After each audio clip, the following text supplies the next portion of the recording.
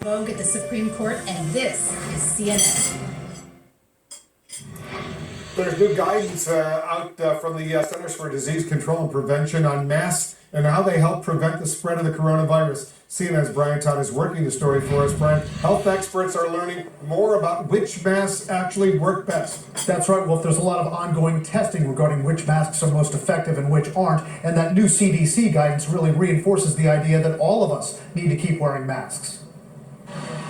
Just in time for the predicted winter surge of coronavirus, new guidance from the CDC saying if you wear a mask, you're not just protecting those around you, you're protecting yourself from other people's droplets. Recent data has now shown that, as a matter of fact, there's also the added benefit to protect you from droplets and virus that's coming your way. As this New York Times illustration shows, masks not only stop many of the droplets exhaled by the woman on the left, but also filter out many of those particles which still reach the man on the right. It's putting a barrier over your nose and your mouth so that if people are in close proximity to you and they're talking or they're laughing, then those infectious droplets from them are less likely to cross your mucous membranes via your mouth or your nose. A study from researchers at Duke University in August demonstrated the efficacy of some masks in blocking droplets. They found some that worked well, others that didn't. They say gaiters, those stretchy bands of fabric that cover the nose, mouth, and neck,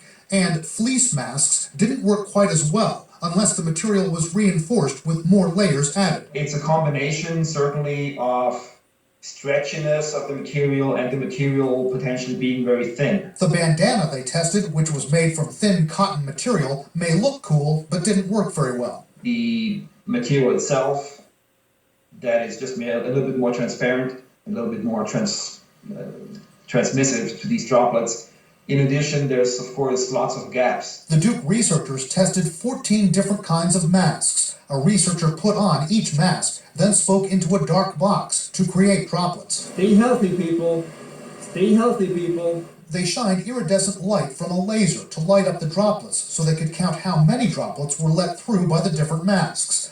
The ones that work well, they say, N95 surgical masks are the best, letting out very few, if any, droplets.